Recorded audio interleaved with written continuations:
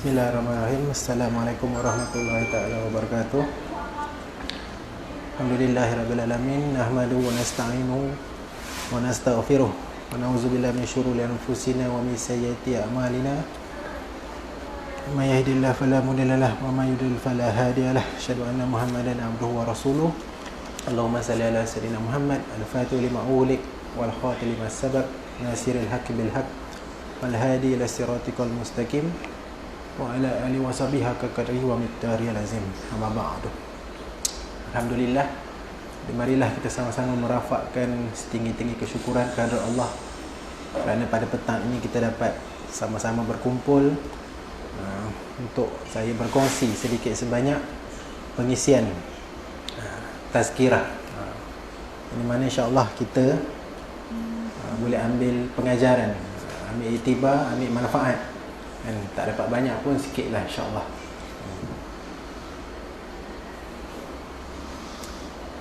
Baik, jadi pada petang ini suka saya hendak berkongsi sedikit sebanyak tentang adab.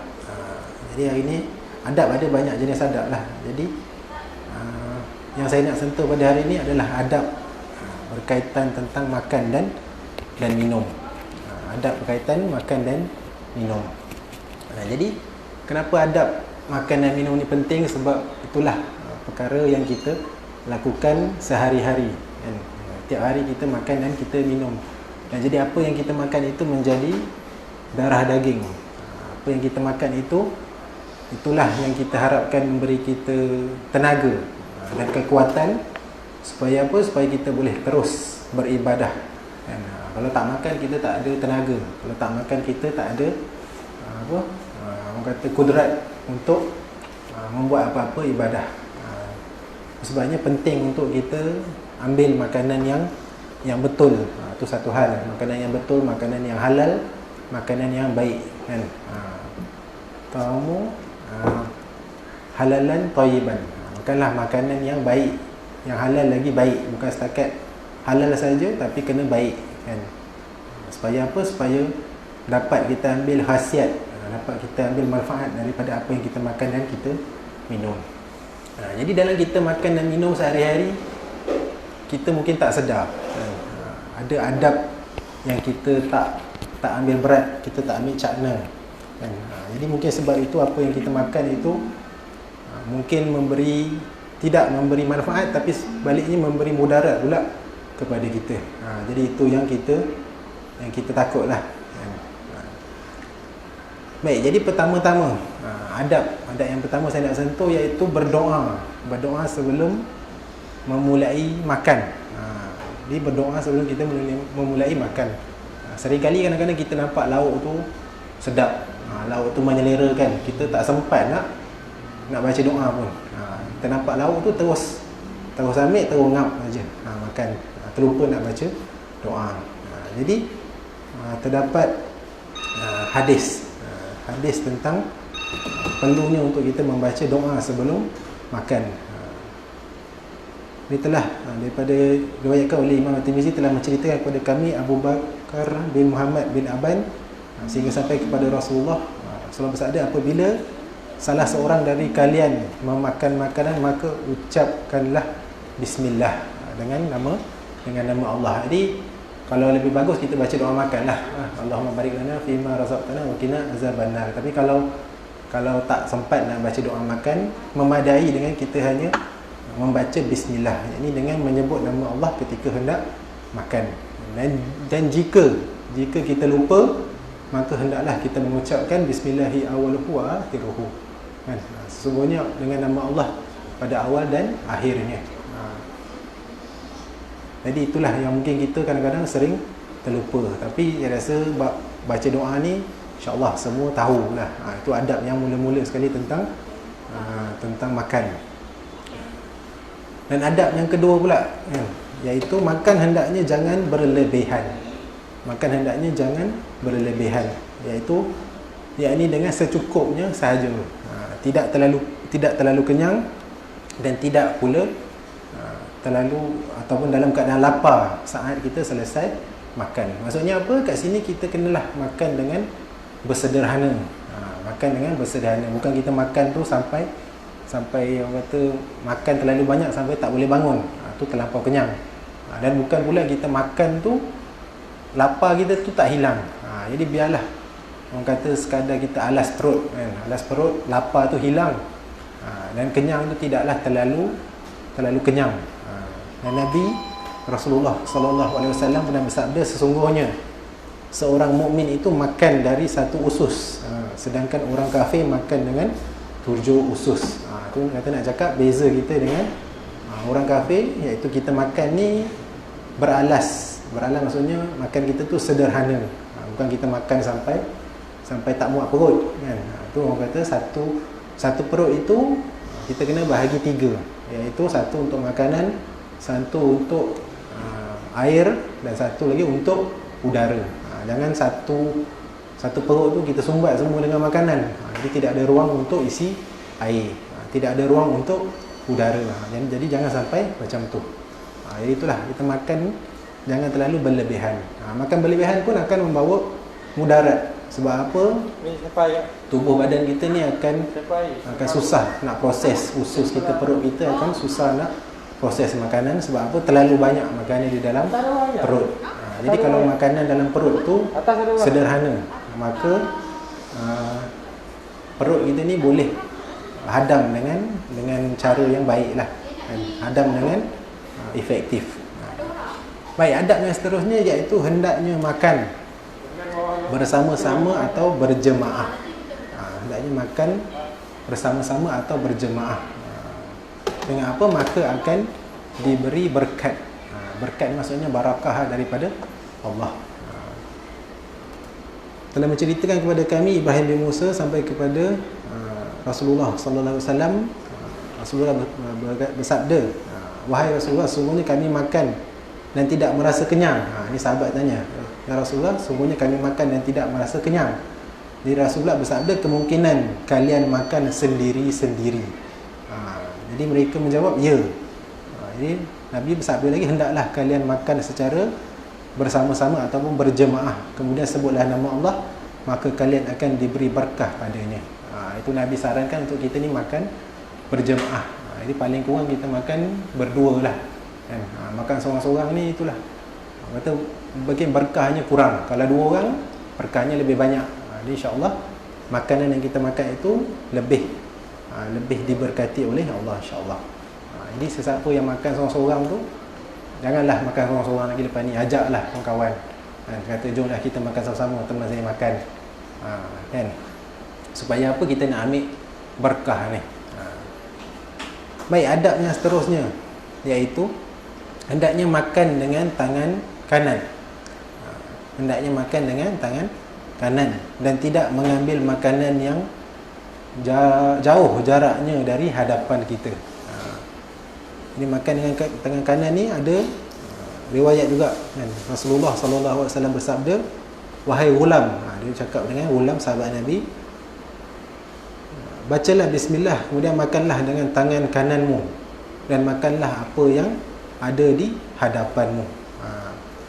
Maka seperti itulah gaya makanku setelah itu. Jadi Nabi kata, bacalah bismillah dan makanlah dengan tangan kanan. Sebab apa? Kita tahu tangan kanan ni buat perkara-perkara yang baik lah kan, belah kanan kan. Sebab apa? Yang belah kiri ni kita guna untuk bersuci, untuk beristinja. Jadi tak elok untuk kita guna untuk ambil makanan. Sesuatu yang berkat tu kita ambil dengan tangan kanan. Begitu juga bila orang memberi sesuatu, hadiah ataupun pemberian, kita ambil dengan tangan kanan. Itu maksudnya kita tunjuk rasa syukur kita, hormat kita pada hadiah yang diberikan itu. Jadi kita makanlah dengan tangan kanan. Kemudian makanlah apa yang ada di hadapanmu. Ini maksudnya, katalah kita makan atas satu meja, ada banyak lauk. Kita ambillah lauk yang paling dekat dengan kita dulu. Kita ambil lauk yang paling dekat dengan kita dulu. Walaupun mungkin lauk yang kita suka kan, tu jaraknya jauh sikit, dekat ujung meja kan. Jadi lauk yang dekat dengan kita tu, walaupun kita mungkin tak minat, tapi kita ambil dah dulu lauk yang paling dekat dengan kita. Sebab apa? Itu adalah salah satu adab dan juga melatih kita untuk orang kata tak mengganggu orang lain nak makan. Ini dalam satu meja yang besar tu, tiba-tiba bangun hulur tangan, ambil yang paling jauh. Jadi mungkin mengganggu orang lain nak ambil makanan juga. Jadi itulah Nabi sangat-sangat pentingkan menjaga hati dan menjaga perasaan orang lain. Jadi kalau kita nak ambil makanan yang jauh, kita minta dengan orang yang duduk jauh tu, minta tolong ambilkan, minta tolong paskan lauk tu. Jadi itu nampak lebih beradab dan lebih berhemah ketika kita makan. Baik, seterusnya, adab seterusnya saat ataupun ketika berada di sesuatu acara kan, yang ada jamuan makan, janganlah kita makan sebelum diizinkan oleh tuannya.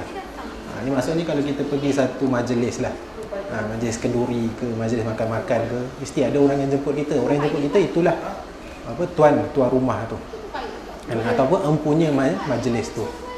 Jadi satu riwayat mengatakan apabila engkau berada pada sebuah pesta ataupun acara lah, majlis, kemudian dihidangkan makan malam, maka janganlah engkau memakannya hingga pemilik rumah mengizinkanmu.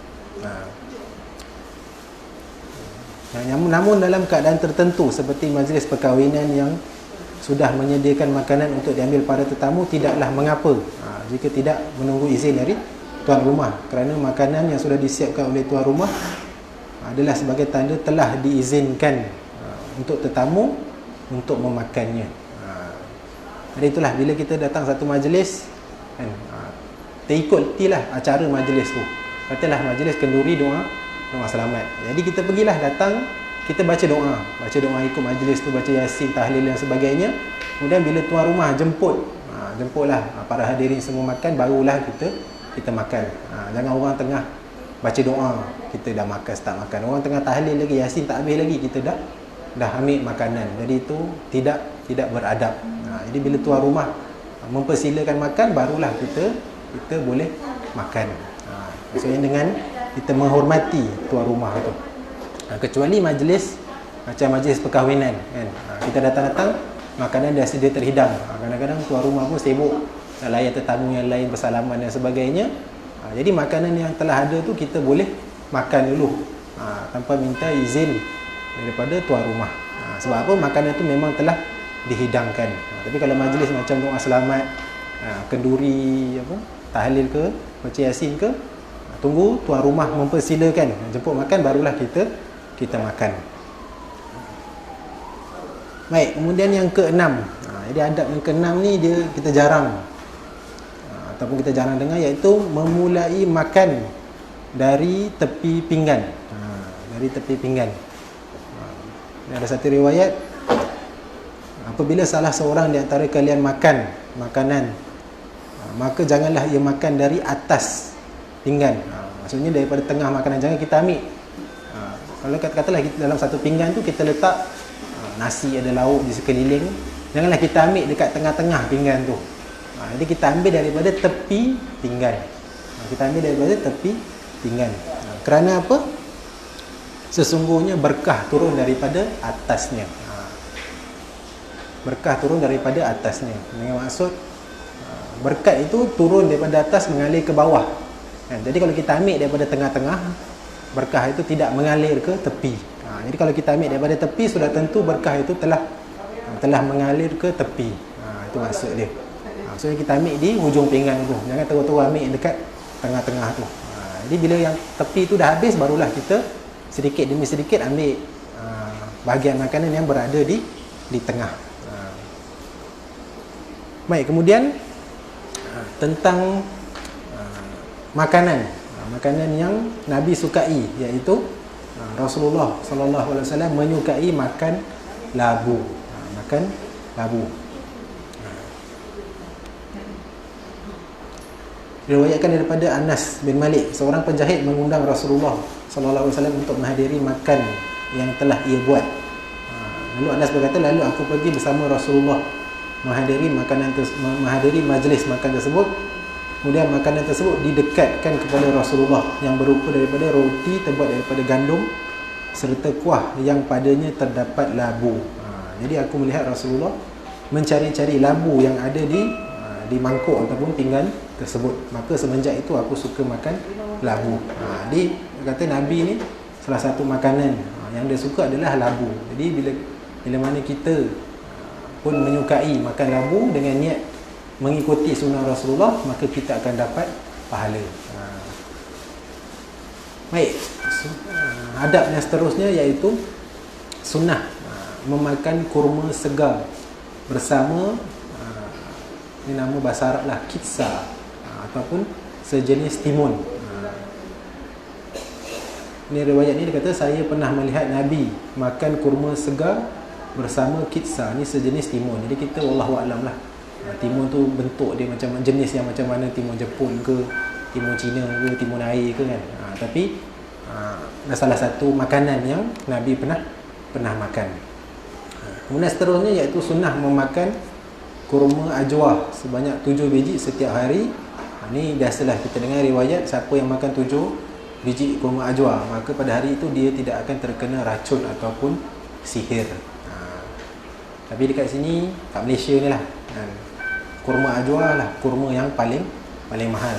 1 kilo kadang-kadang sampai 100 ringgit kan. Jadi kalau kita nak makan hari-hari tu dia dikira makanan yang premium lah, makanan yang mahal. Tapi itulah ia adalah satu cara untuk kita mengelak ataupun mendinding diri kita daripada terkena racun ataupun sihir, iaitu 7 biji kurma ajwa pada setiap hari.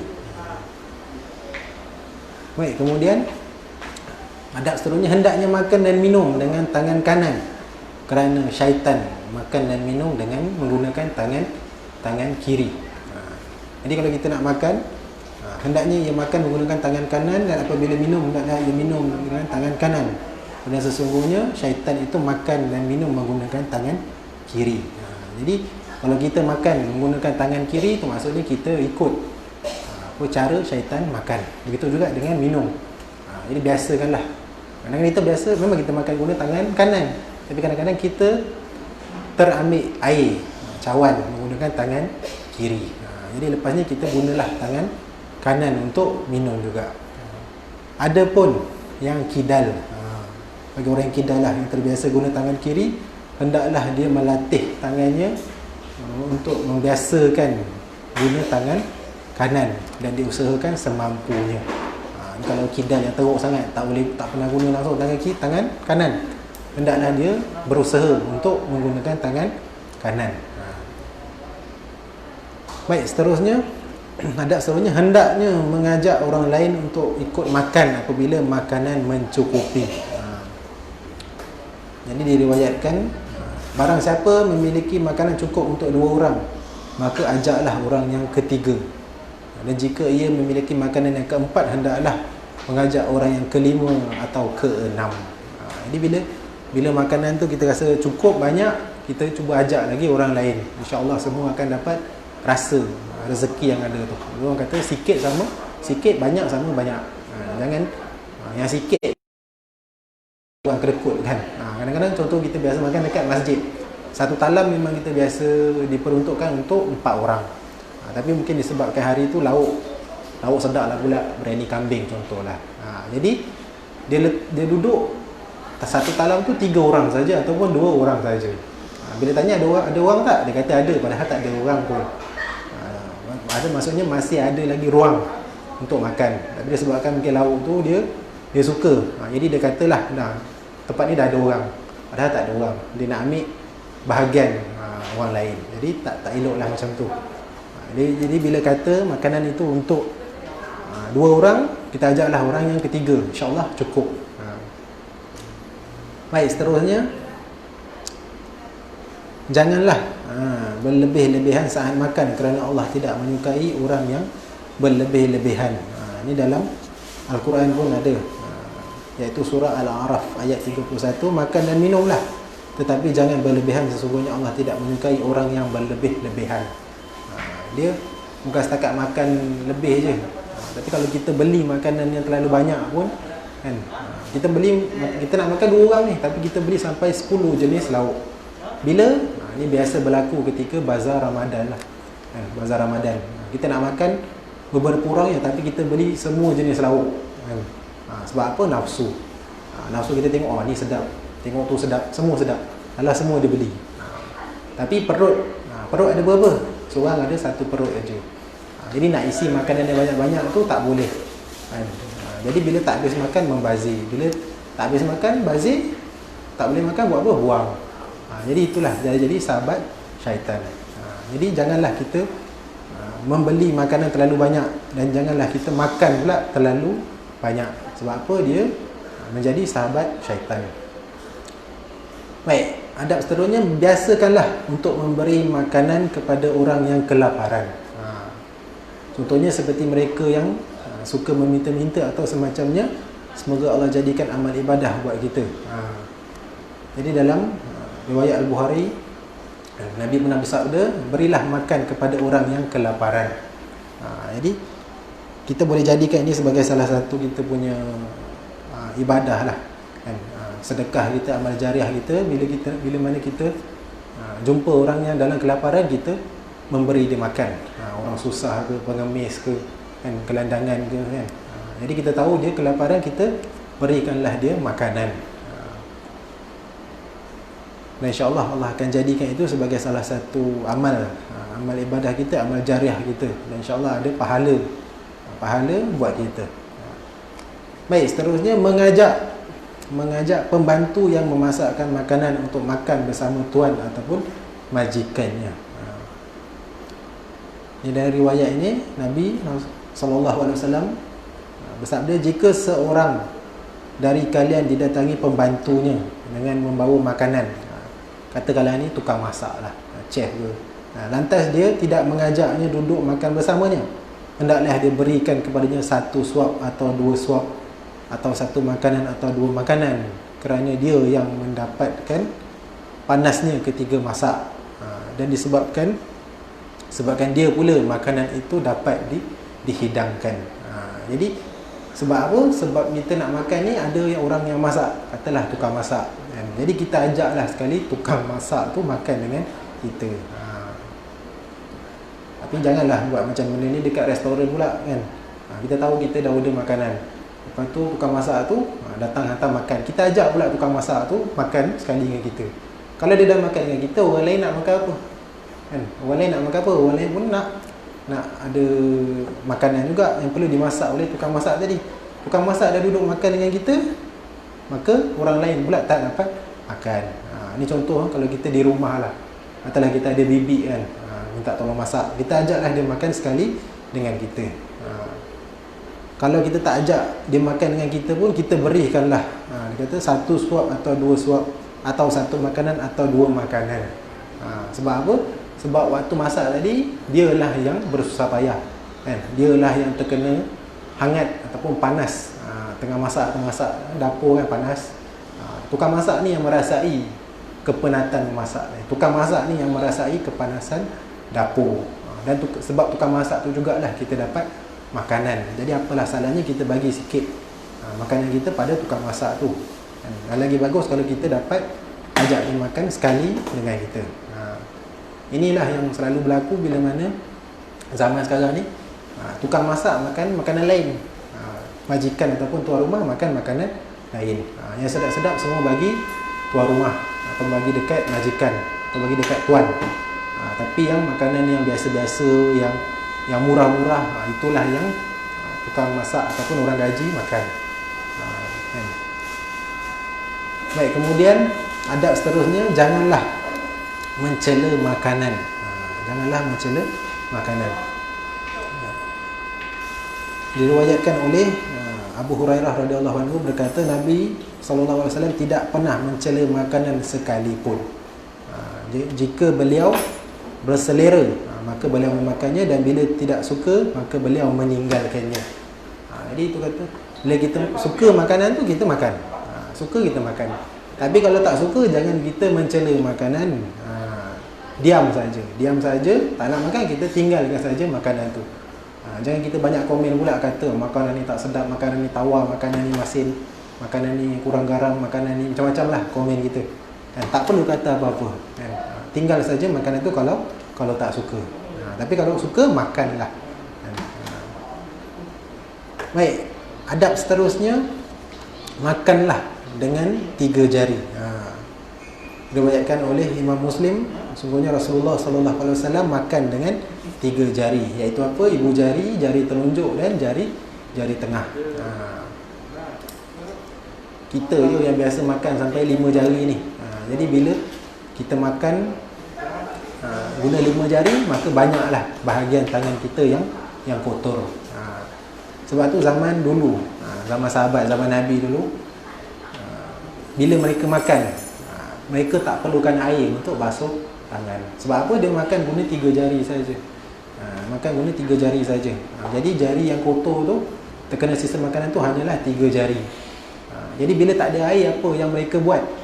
Mereka sapukan tangan mereka dekat kaki. Dengan cara itulah mereka membersihkan tangan mereka. Sapu kat kaki.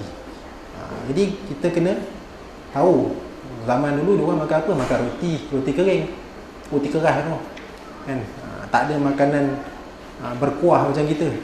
Jadi kalau setakat makan roti kering, sapu dekat kaki tak ada masalah lah kan? Tak melekit pun kaki tu.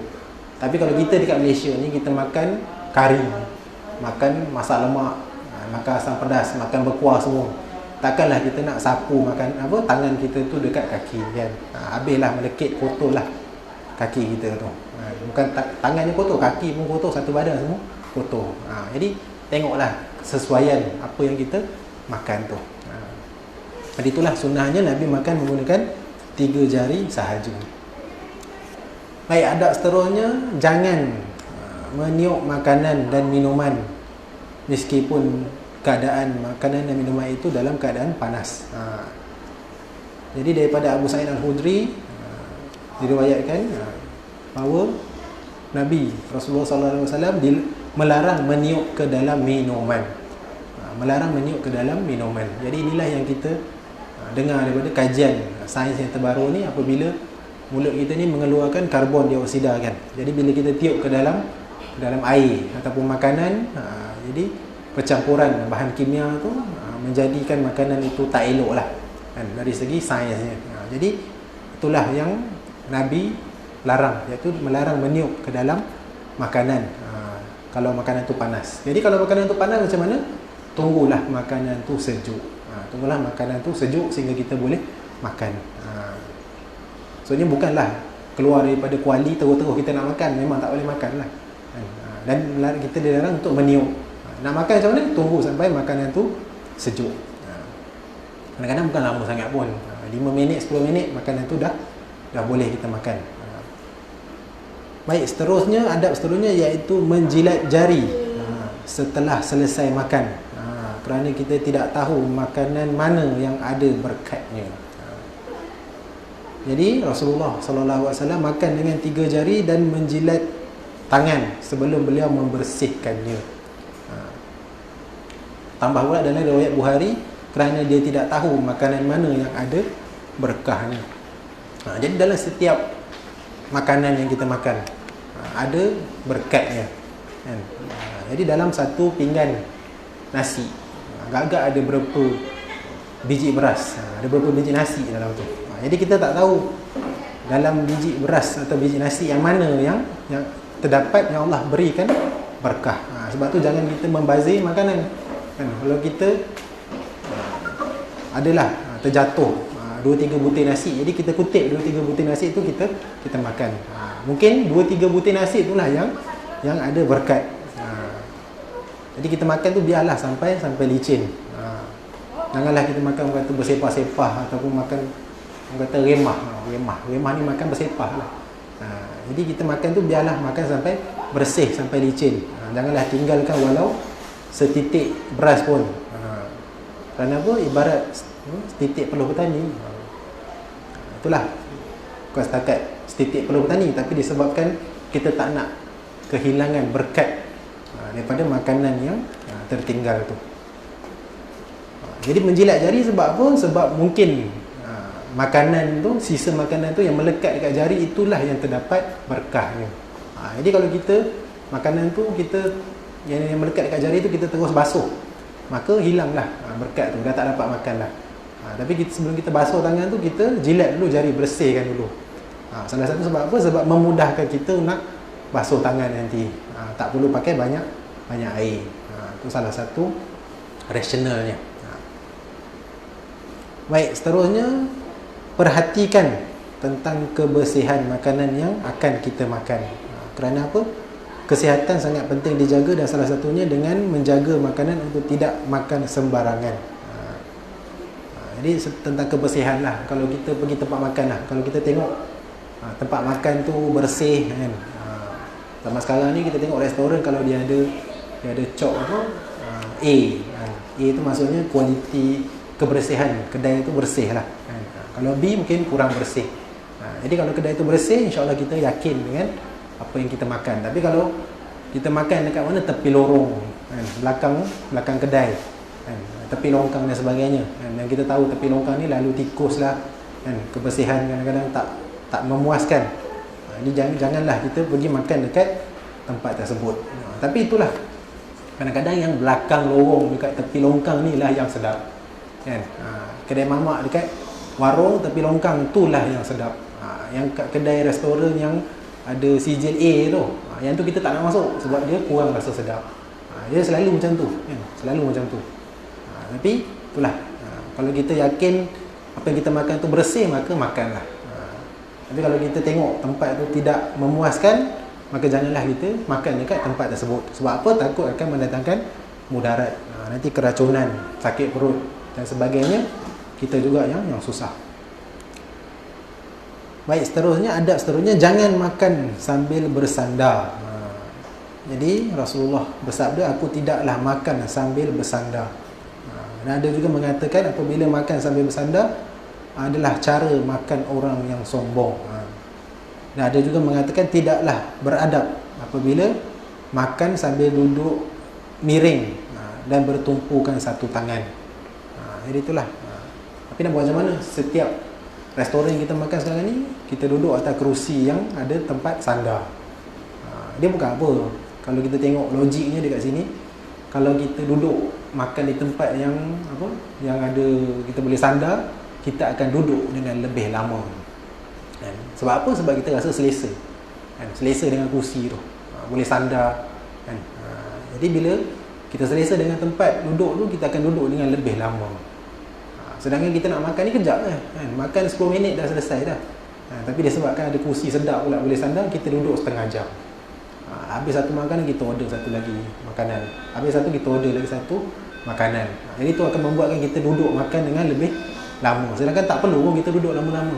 Jadi itulah rasionalnya kenapa Nabi melarang untuk kita makan sambil bersandar. Makan macam ni, kita makan duduk, tak perlu bersandar.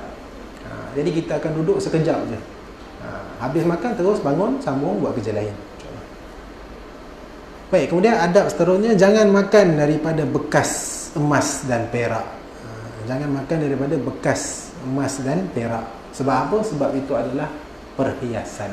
Jadi perhiasan gunanya untuk perhiasan lah, bukan sebagai tempat kita makan.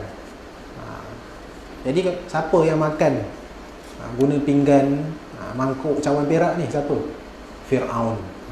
Jadi kalau kita pergi Museum Mesir, kita tengok barang-barang purba tinggalan, ada bekas makanan, pinggan, mangkuk dan cawan yang dibuat daripada emas dan perak. Kebanyakannya emas lah. Jadi itu tanda apa? Tanda orang yang sombong. Sampai makan pun nak pakai bekas daripada emas. Jadi cukup kita sekadar pakai bekas biasa saja, bukan diperbuat daripada emas. Sebab apa? Kita waktu makan ni lah waktu kita menghadap rezeki. Jadi takkanlah waktu menghadap rezeki pun kita nak sombong juga. Sedangkan rezeki itu daripada Allah. Jadi kita makan guna bekas biasa saja. Bukan dengan menunjukkan kesombongan kita makan dengan bekas yang mahal. Dan kadang-kadang pun bukan setakat bekas emas dan perak saja. Kadang-kadang kita beli set pinggan mangkuk yang mahal tu pun dah salah satu bentuk ataupun cara kita menunjukkan kesombongan kita. Bagaimana? Selalu orang perempuan lah kan. Tak maaf cakap, tapi orang perempuan lah yang suka kalau pergi Langkawi ke tempat yang free duty, dia beli apa? Set pinggan mangkuk. Beli set pinggan mangkuk Pyrex lah, macam-macam lah, jenama yang mahal, Corningware lah, apalah kan. Sebab apa? Sebab dia nak pakai bekas makanan tu waktu hari raya nanti. Jadi hari raya dia keluarkan bekas pinggan makan yang mahal-mahal, mangkuk mahal-mahal, cawan yang mahal-mahal, nak tunjuk dekat orang. Jadi orang yang datang rumah dia makan jual hari raya dapat pinggan mahal. Jadi samalah macam kita makan menggunakan bekas emas dan perak. Jadi cukuplah kita pakai pinggan biasa je, tak perlu pakai pinggan harga ratus-ratus kan. Pinggan harga RM5 tu pun boleh digunakan untuk mengisi makanan, sebagai bekas makanan. Baik, seterusnya jangan makan dengan posisi telungkup. Telungkup ni maksudnya posisi menyarap lah. Jadi kita makan bagaimana? Makanlah dengan cara duduk kan? Bukan kita makan dengan keadaan baring ataupun kita makan dalam keadaan menyarap. Jangan macam tu. Sebab apa? Dari segi kajian saintifiknya, makanan itu disalurkan ke dalam perut kita. Dia ada dia punya saluran dia. Jadi kalau kita makan bukan dengan keadaan duduk, maka makanan kita makan tu nak lalu dalam saluran tu susah kan? Nak sampai ke perut tu susah. Jadi perhadaman kita terganggu. Jadi kita makan dalam posisi ataupun keadaan duduk. Supaya apa? Supaya makanan yang kita makan tu disalurkan ke dalam perut kita dengan cara yang betul.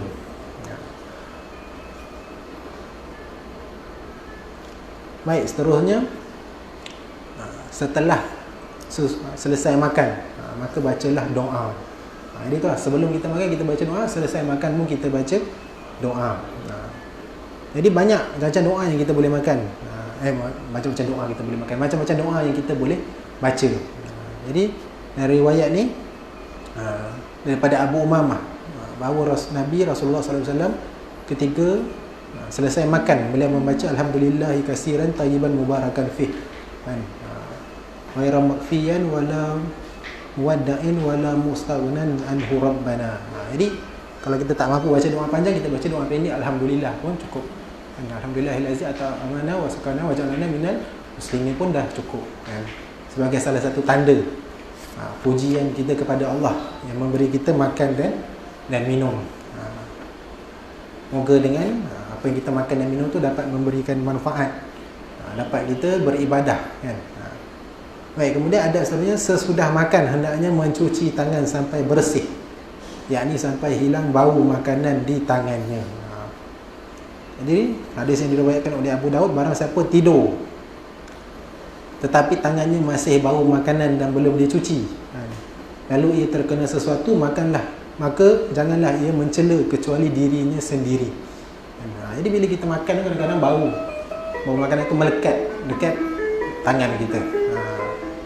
Jadi kalau bau makanan tu melekat dekat tangan kita, ada kemungkinan binatang ni hidung dia kuat. Bila hidung dia kuat, dia mungkin akan bau makanan tu, dia akan gigit pula tangan kita. Sebab dia sangka itu adalah makanan. Atau hal lainnya, atau badan jadi bau makanan, jadi kita tak tahu di mana tangan kita memegang saat kita tidur. Sebab apa? Waktu kita tidur kita tak sedar kan.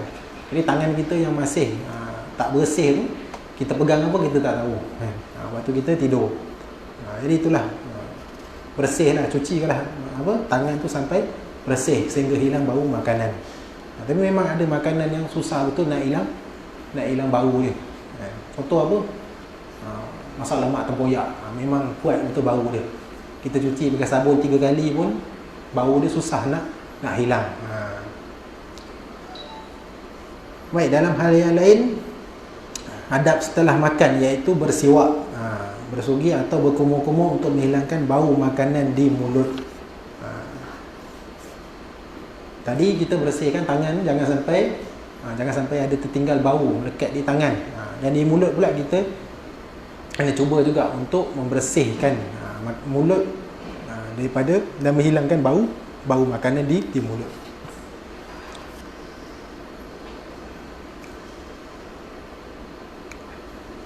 Baik, jadi itulah di antara adab-adab makan. Ada adab makan yang Nabi suruh, yang Nabi galakkan untuk kita buat. Jadi sebab tu kadang-kadang kita makan tu dapat mudarat, ataupun kita makan tu bertambah sakit kan? Atau kita makan tak kenyang dan sebagainya. Mungkin ada di antara ada adab makan tadi yang kita terlepas. kita tak buat, kan? Ataupun kita dah tahu tapi kita tak biasa, kan? Contoh makan dalam keadaan bersandar tadi, sebenarnya tak boleh. Nabi melarang kita makan dalam keadaan bersandar, tapi itulah yang kita biasa buat, kan? Itulah yang kita biasa buat, makan dalam keadaan bersandar. Jadi lepas ni jangan makan dalam keadaan bersandar, makan duduk aje, kan? Carilah kursi yang tak ada tempat sandar belakang tu. Jadi kita akan duduk tidak lama lah, kita duduk sekejap saja. Selesai makan kita terus bangun. Baik, selesai adab makan, kita masuk pula sedikit tentang adab minum. Bukan makan je ada adab, minum pun ada adab juga. Baik, pertama apabila kita nak minum tu, kita niat. Kita niatkan supaya dengan minuman itu dapat memberi kesihatan dan dapat selalu menjaga istiqamah kita dalam menjaga ketaatan kepada Allah Subhanahu Wa Taala.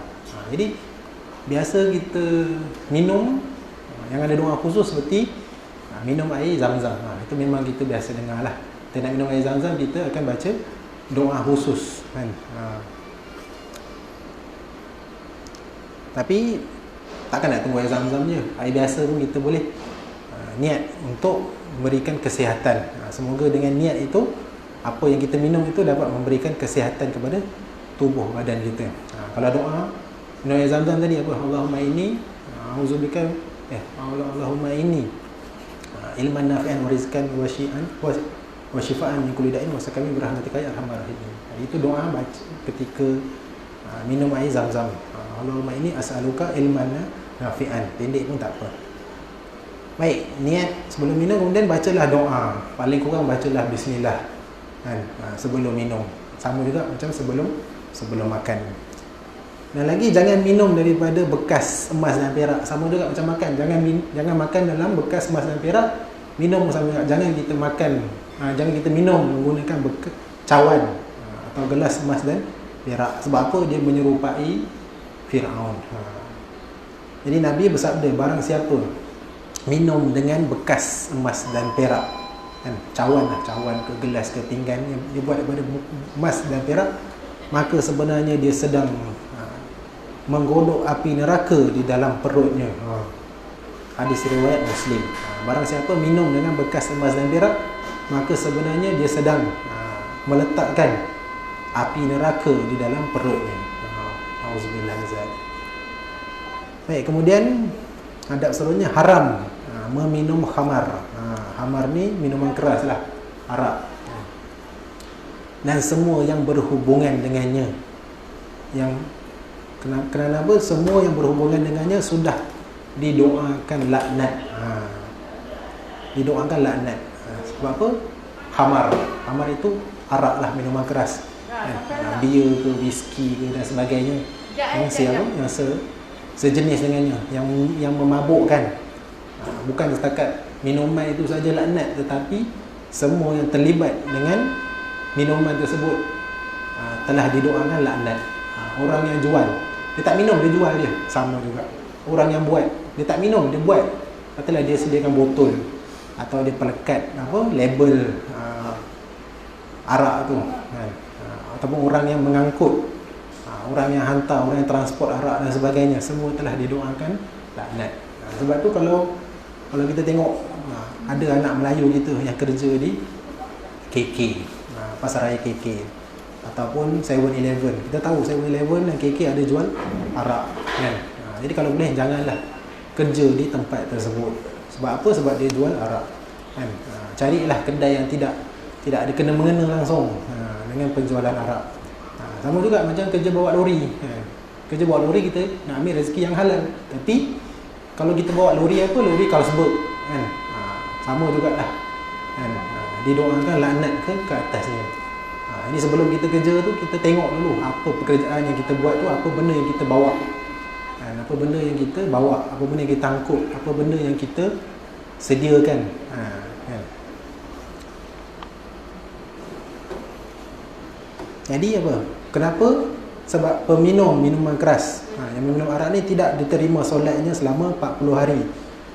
Dan apabila ia bertaubat dan melakukan lagi dan bertaubat lagi lalu melakukan lagi hingga terus berulang, maka akhirnya taubatnya tidak akan diterima dan nerakalah baginya. Itulah. Bagi peminum minuman keras, Allah tidak menerima taubat. dan ia akan diberi minum dari sungai Al-Khabal. Apakah itu sungai Al-Khabal? Iaitu sungai nanah dari penghuni neraka. Jadi itulah bagi orang yang meminum arak. Baik, seterusnya, apabila kita bertugas menyediakan minuman, maka hendaklah jadi orang yang paling akhir minum. Ini salah satu adab ketika bertugas, iaitu apabila menyediakan minuman, maka hendaklah jadi orang yang paling akhir minum. Baik, kemudian saat memberi minuman, ketika kita nak bagi orang minum, maka dahulukanlah yang berada di sebelah kanan. Katalah ramai orang ni kan, yang duduk keliling kita lah, kita bagilah orang yang duduk di sebelah kanan dahulu. Diriwayatkan daripada Anas bin Malik bahawa Nabi SAW pernah diberi susu yang telah dicampur dengan air. Sementara di sebelah kanan beliau ada seorang badui dan di sebelah kiri beliau ada Abu Bakar. Beliau kemudian minum dan memberikan kepada orang badui tersebut. Lalu berkata, dahulukanlah yang berada di kanan. Dahulukan yang di samping kanan, dahulukan yang di samping kanan. Maksudnya kita bagi orang yang berada di kanan. Dah habis kanan, barulah kita bagi orang yang di kiri pula. Baik, kemudian adab seterusnya, saat minum jangan sekali teguk. Tapi hendaklah sekurang-kurangnya 3 kali teguk ataupun lebih. Jadi kalau kita minum dengan satu cawan, kadang-kadang terlampau dahaga kan. Cawan tu pula cawan kecil je. Dia orang kata minum one shot. One shot ni satu teguk je habis. Janganlah kita minum macam tu kan. Hendaklah kita minum sekurang-kurangnya 3 teguk kan. Telah menceritakan kepada kami, riwayatkan oleh Anas bin Malik bahawa Nabi bersabda, apabila minum beliau bernafas 3 kali, dan beliau berkata hal itu lebih nyaman dan enak serta lebih selamat. Dan hal ini sudah dibuktikan dalam ilmu kedokteran bahawa sekali teguk boleh memberikan kemudaratan. Jadi itulah keistimewaan sunnah ni kan. Sunnah-sunnah Nabi, apa yang Nabi sarankan kita buat, apa yang Nabi larang, semuanya ada hikmah di sebaliknya kan. Jadi itulah, bila kita minum, janganlah kita minum sekali teguk je habis air tu kan. Minumlah sekurang-kurangnya 3 teguk yang kecil.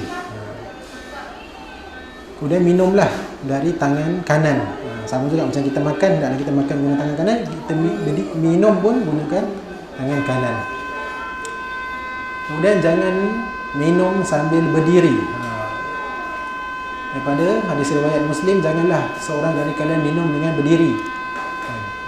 Dan apabila ia lupa, hendaklah ia memuntahkannya.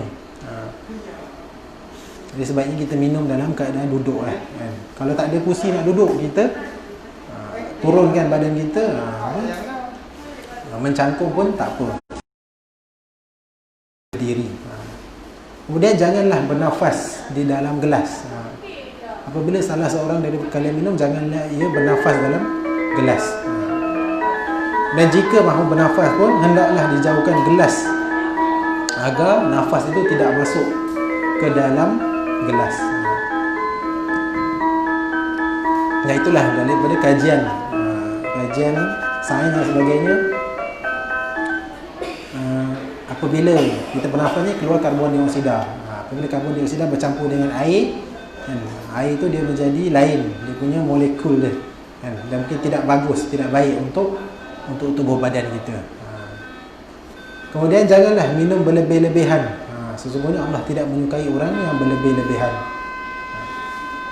Kemudian sikit lagi, apabila hendak minum susu, ni ada doa ketika minum susu. Allahumma barik lana fihi wa zidna minhu. Ya Allah, berikanlah berkah padanya dan tambahkanlah kepada kami. Ini doa ketika minum susu. Allahumma barik lana fihi wa zidna minhu.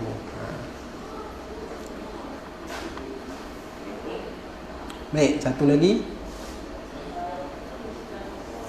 ini kita jarang dengar, iaitu berkumurlah setelah minum susu. Berkumurlah setelah minum susu. Maksudnya, riwayat ini mengatakan apabila kalian minum susu, maka berkumurlah, kerana susu meninggalkan rasa masam pada mulut. Jadi maksudnya kat sini setelah kita minum susu tu, kita kena basuhlah mulut kita dengan air, supaya susu itu yang berbekas itu tidak tinggal di dalam mulut, kerana ia meninggalkan rasa masam pada mulut. Jadi bila minum susu, habis minum susu kita minum pula air. Dengan apa? Dengan air supaya kita nak mencuci susu yang berada dalam mulut tadi. Baik, kemudian doa untuk orang yang memberi minum. Allahumma at'imu min at'amani waski man saqani. Ya Allah, berikanlah makan orang yang memberiku makan, dan berikanlah minuman orang yang memberiku minum. Ini doa untuk orang yang bagi minuman ataupun makanan dekat kita. Kita berikanlah orang yang bagi aku makan ni makanan, dan berikanlah orang yang bagi aku minuman ni minuman. Itu doa kita. Adapun satu lagi terakhir ni, itulah adab ketika minum air Zam-Zam. Jadi di masa Nabi kami makan sambil berjalan dan minum sambil berdiri. Di hadis ini menunjukkan bahawa larangan minum sambil berdiri itu tidaklah haram, akan tetapi tidaklah baik. Hadis yang mengatakan supaya bila kita minum, hendaklah kita minum dalam keadaan duduk, kan? Dengan kata yang lain, lebih baik dan lebih sempurna makan dan minum dalam keadaan duduk. Namun dibolehkan makan dan minum sambil berdiri. Jadi dalilnya dalil apabila aku memberikan minum air Zam-Zam kepada Nabi, bila meminumnya sambil berdiri. Jadi itulah ketika sahabat memberi Nabi minum air Zam-Zam, Nabi pernah minum air Zam-Zam dalam keadaan berdiri. Jadi itulah dalilnya. Tapi dalilnya sebenarnya untuk air Zam-Zam saja. Adapun air lain ataupun makanan lain, kita hendaklah kita makan dalam keadaan duduk. Jadi bukanlah haram, bukanlah berdosa besar kalau kita makan atau minum sambil berdiri, tapi lebih baik, atau lebih afdal untuk kita minum dan makan dalam keadaan duduk. Jadi semoga Allah merahmati kita semua. Jadi insya-Allah itulah di antara adab-adab makan dan minum, doa-doa dan amalan yang sepatutnya kita biasakan dalam seharian hidup kita. Memang seharian hidup kita akan makan dan minum. Jadi itulah, perhatikanlah apa yang kita makan, perhatilah cara kita makan, dan perhatikanlah orang yang berada di sekeliling kita. Moga dengan makanan yang Allah berikan itu, Allah turunkan sekali berkat, Allah turunkan sekali rahmat, kan? Allah turunkan dia punya kasih sayang kepada kita. Semoga dengan makanan yang kita ambil itu, minuman yang kita minum tu, memberi kita kekuatan, memberi kita kudrat, memberi kita tenaga untuk beribadah lebih banyak kepadanya. Sebab apa, kalau kita tak makan, kita nak beribadah pun rasa tak khusyuk. Bila kita dahaga, lapar dan sebagainya, bila kita solat tu, kita ingat makanan pula. Selalu jadi macam tu kalau kita solat dalam keadaan terlalu lapar. Jadi kita tak fokus kepada solat, kita lebih fikir apa yang kita nak makan. Tambah pula kalau tengah solat tu tiba-tiba bau makanan. Tengah solat ni, tengah lapar ni, tiba-tiba bau makanan. Ni selalu jadi bila bulan puasa. Ataupun bukan bulan puasa je, tapi waktu di mana seseorang itu berpuasa, kan? Jadi waktu masuk azan maghrib, dia buka minum air dululah, minum air kemudian solat maghrib. Tapi tengah solat maghrib tu macam-macam bau masuk dalam hidung dia. Jadi dah solat maghrib pun dah tak khusyuk, dah tak tenang. Kejap-kejap bau masak tempoyak, kejap bau belacan, kejap bau ikan masin, semua bau sedap-sedap. Jadi dia sembahyang pun dah tak khusyuk. Jadi itulah sedikit sebanyak perkongsian yang dapat saya kongsikan pada petang ini. Semoga kita sama-sama mendapat pengajaran dan iktibar daripada perkongsian ini, insya-Allah. Jadi setakat itu saja tazkirah pada petang ini. Segala yang baik datang daripada Allah, segala yang kurang itu datang daripada kelemahan diri saya sendiri. Wallahu alam. Wabillahi taufiq wal hidayah. Wassalamualaikum warahmatullahi taala wabarakatuh.